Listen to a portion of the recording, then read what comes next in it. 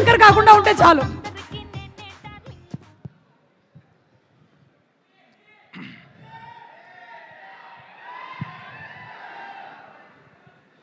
అందరికీ నమస్కారం. First of all నేను ఇక్కడికి వచ్చి నుంచొని మాట్లాడుతుంది ఈ సినిమా ఏదో విష్ చేయడానికి, ఈ సినిమా బాగుంటుందని చెప్పడానికి కాదు, ముందే బాగుండాలని కోరుకుంటున్నట్టు అసలు కాదు.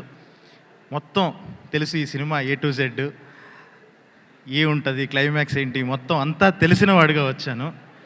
ట్రస్ట్ మీ, ఈ సినిమాకి మీరు ఏ లెవెల్ ఆఫ్ ఎస్టిమేషన్ పెట్టుకున్నారో దానికి 5 times ఉండబోతుంది. ఖచ్చితంగా ఎమోషనల్గా, టెక్నికల్గా, రైటింగ్ పరంగా అన్ని రకాలుగా కూడా చాలా టాప్ నాచ్ ఫిలిం ఇది. అండ్ ఫస్ట్ థింగ్ ఫస్ట్, నా బెస్ట్ ఫ్రెండ్ రాధాకృష్ణ గురించి చెప్పాలి, డైరెక్టర్ రాధాకృష్ణ గురించి. సో మేము 3 years నుంచి ఇద్దరం ఫ్రెండ్స్ అయ్యి ట్రావెల్ అవుతూ, మోగ్లీకి కూడా చాలా అద్భుతమైన సీన్లు రాశాడు ఒక ఫ్రెండ్గా పక్కన ఉంటూనే. One of the fantastic writers నా లైఫ్లో కలిసిన చాలామంది రైటర్స్లో ది బెస్ట్ రైటర్ రాధాకృష్ణ.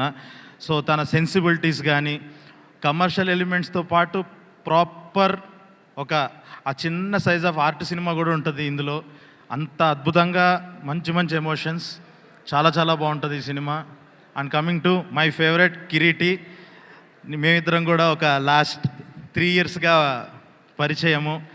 ఇంత రా టాలెంట్, ఇంత స్టార్ మెటీరియల్ అస్సలు మీరు ఇందాక చెప్పినట్టుగానే మీరు ఎక్స్పెక్ట్ చేసేదానికి మించి 5 to 10 times ఉంటాడు ఖచ్చితంగా.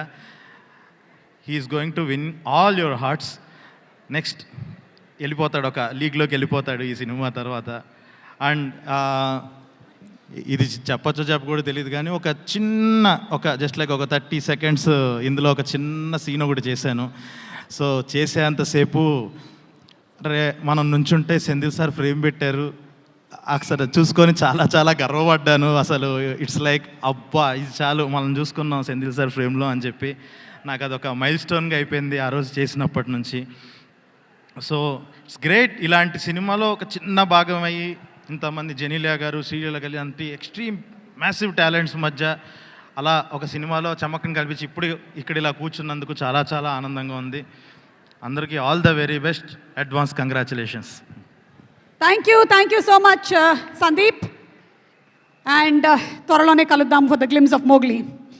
ఓకే, సో ఇప్పుడు